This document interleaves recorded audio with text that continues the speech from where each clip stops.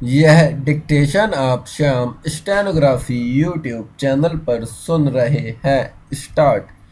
केंद्रीय एजेंसियों की माने तो उनके पास ऐसे प्रमाण हैं जिनसे यह साबित होता है कि लालू यादव के परिजनों के साथ साथ पी चिदम्बरम के बेटे कार्ति ने छल छदम से बेनामी संपत्तियां हासिल की हैं।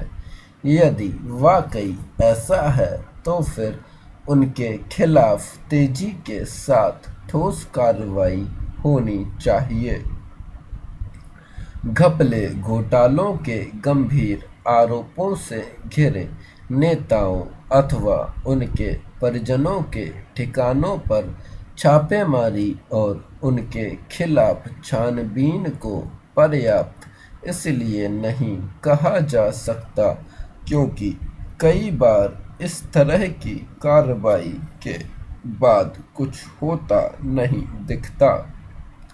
नेताओं और अन्य रसूख वालों के मामलों में तो ऐसा खास तौर पर होता है। कई मामलों में यह देखने में आया है कि छापेमारी अथवा प्रारंभिक रिपोर्ट दर्ज होने के बाद जांच थम सी जाती है। इसका परिणाम यह होता है कि संदेह के कटघरे में खड़े नेता इस घिसे हुए आरोप की शरण में चले जाते हैं कि राजनीतिक बदले की भावना के तहत उनके खिलाफ कार्रवाई की जा रही है। वे सरकारी एजेंसियों की कार्रवाई को अपने पक्ष में भुनाने और राजनीतिक लाभ अर्जित करने की भी कोशिश करते हैं। कुछ नेता इसमें खासे माहिर हैं। इन दिनों लालू यादव और चिदम्बरम अपनी इसी महारत का प्रदर्शन कर रहे हैं।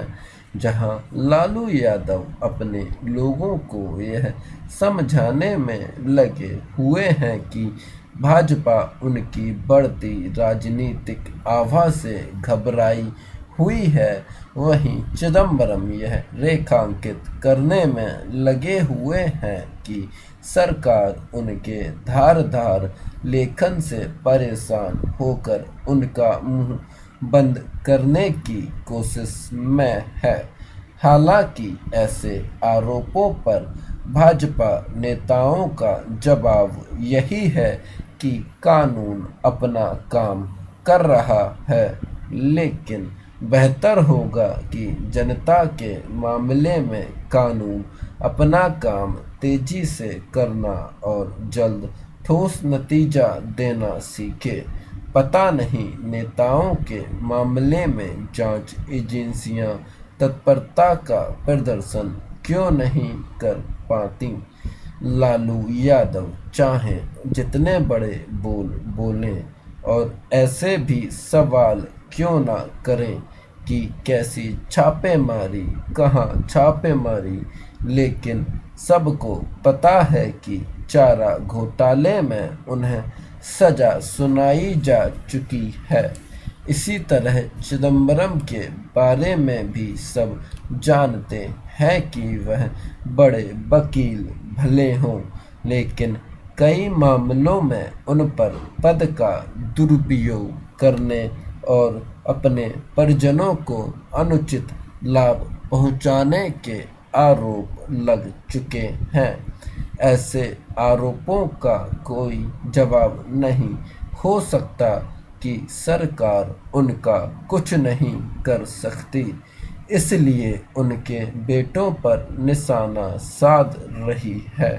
लालू यादव और चिदम्बरम के परिजनों के खिलाफ जांच का नतीजा चाहे जो हो, कोई यह बताए कि ज़्यादातर नेताओं के परिजन अकूत संपत्ति के स्वामी कैसे बन जाते हैं।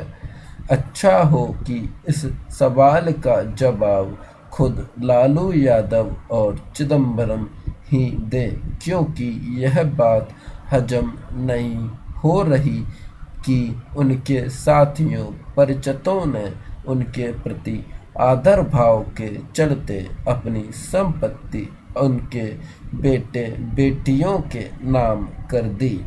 यह जुमलेबाजी के अलावा और कुछ नहीं। इस जुमलेबाजी की हवा तभी निकलेगी जब जांच एजेंसियां दूध का दूध और पानी का पानी करने में समर्थ होंगी। यह ठीक नहीं कि जांच के घेरे वाले नेताओं की संख्या तो बढ़ती जा रही है, लेकिन चंद मामले ही ऐसे हैं जिनमें ठोस नतीजा सामने आने की उम्मीद जागी हो।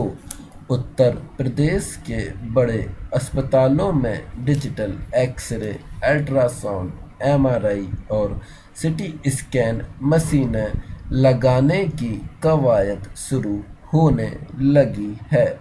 चिकित्सा एवं स्वास्थ्य मंत्री सिद्धार्थ नाथ सिंह ने शुक्रवार को विभाग के बड़े अधिकारियों को निर्देश दिया कि जिन अस्पतालों में ऐसे उपकरण लगाए जाने हैं उनकी तत्काल लिस्ट तैयार की जाए। महत्वपूर्ण बात यह है कि स्वास्थ्य मंत्री ने पिछले अनुभवों से सबक लिया है। जब मशीन खरीद कर अस्पताल में आ जाती थी किंतु उसे चलाने वाला कोई नहीं होता था। कई बार तो मशीन की पैकिंग तक नहीं खोली जाती थी। स्टाफ का जवाब होता कि क्या करें, इतनी महंगी मशीन के रखने तक की जगह नहीं है, खुले में रखी गई है, आंधी पानी से मशीन में जंग लग रही है। मंत्री का कहना है कि मशीन को चलाने के लिए प्रशिक्षित पैरामेडिकल स्टाफ का प्रबंध भी सुनिश्चित किया जाए। एक और व्यवहारिक बात देखने में आई है कि स्वास्थ्य मंत्री ने पहले से संचालित मशीनों की मुकम्मल देख रेख की व्यवस्था का भी निर्देश दिया है। साथ ही नई खरीद की टेंडरिंग से करने को कहा गया है। वास्तव में जितने अस्पताल हैं, अगर वे अपनी पूरी क्षमता से काम करने लगें तो मेडिकल सुविधा का ग्राफ अपने आप बहुत ऊपर बढ़ जाएगा। ना जाने क्यों पिछली सरकारों ने उपकरण खरीद और बिल्डिंग बनाने पर जोर दिया था। वे सरकारें और उनके अफसर भली भांति जानते थे कि उपकरणों का उपयोग तब तक नहीं हो सकता जब तक कुशल तकनीशियन भी मौजूद न हो। इन मशीनों से रिपोर्ट निकाल ली भी गई तो उसे पढ़कर सही इलाज करने वाले विशेषज्ञ डॉक्टर की ज़रूरत होती है। बड़ी बिल्डिंग से पब्लिक को इलाज नहीं मिलने वाला जब तक कि उस बिल्डिंग में पूरा स्टाफ तैनात ना हो। स्टॉप। और अधिक डिक्टेशंस के लिए मेरे YouTube चैनल को सब्सक्राइब करना ना भूलें।